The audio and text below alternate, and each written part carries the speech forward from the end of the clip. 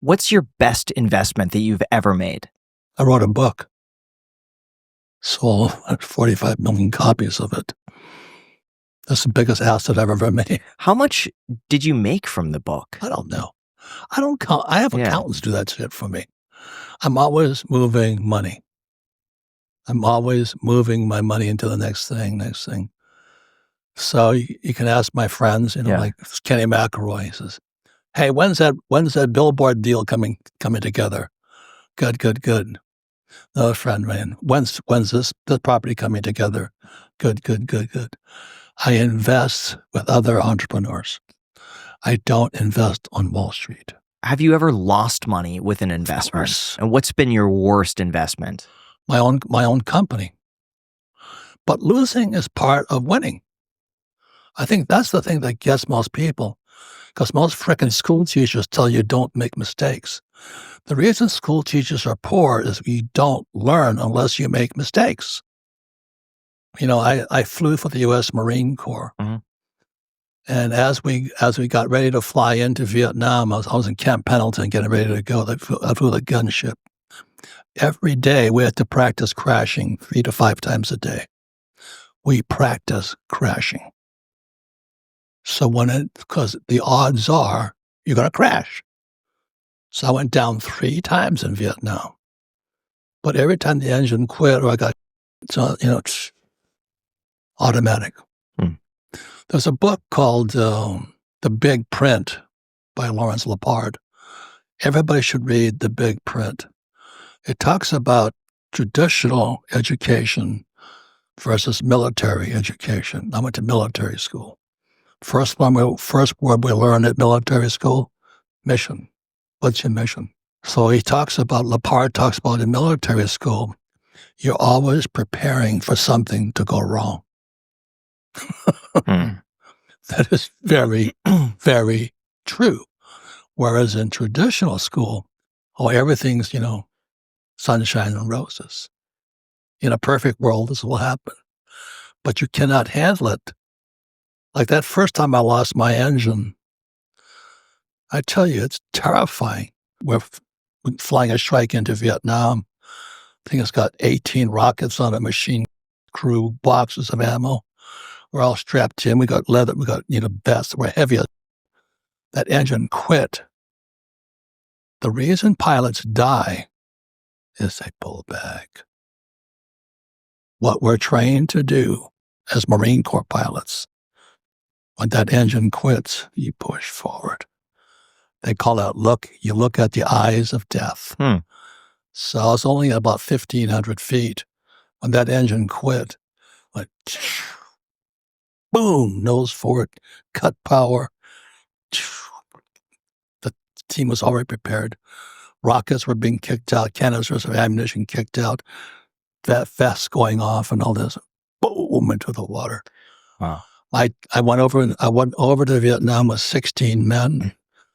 Lieutenant Kiyosaki, I came back with 16 men. All alive, all in one piece, because we prepare for bad times.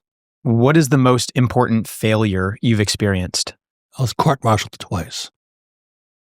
And you ever see that movie, A Few Good Men with Nicholson? It's been a long time. Yeah. He's Colonel Jessup. He goes, you can't handle the truth. Yeah. So what I was doing, for some reason, I like pretty women, I just find them very attractive. I always got in trouble with my helicopter and pretty women. So I was in Hawaii, stationed at Kaneohe Marine Corps Air Station. I go into Waikiki, I had shaved, and back then everybody had long hair. So they knew you were a Marine right away and they spit on you, I came back from Vietnam, I got hit with rotten eggs and spit on, called names, terrible coming back as a Marine, as a serviceman. And so we couldn't pick up any women. So I said, well, I got this thing called a helicopter. So I talked to these young women. I said, want to go for a helicopter ride to a private island? They go, somehow they don't see your hair anymore, So I used to fly from Kaneohe Air Station to the Air Force Base next door to us. pick up the ladies, and we'd fly to this private island loaded with beer and all this stuff, drinking. My gosh. And we'd be partying, going for the Mile High Club, everything. And so I'm having the best time. And so everybody hears about my little ventures I'm doing. And so my commanding officer says, "Can I go with you?" "Sure, sir." Yeah, he's a colonel.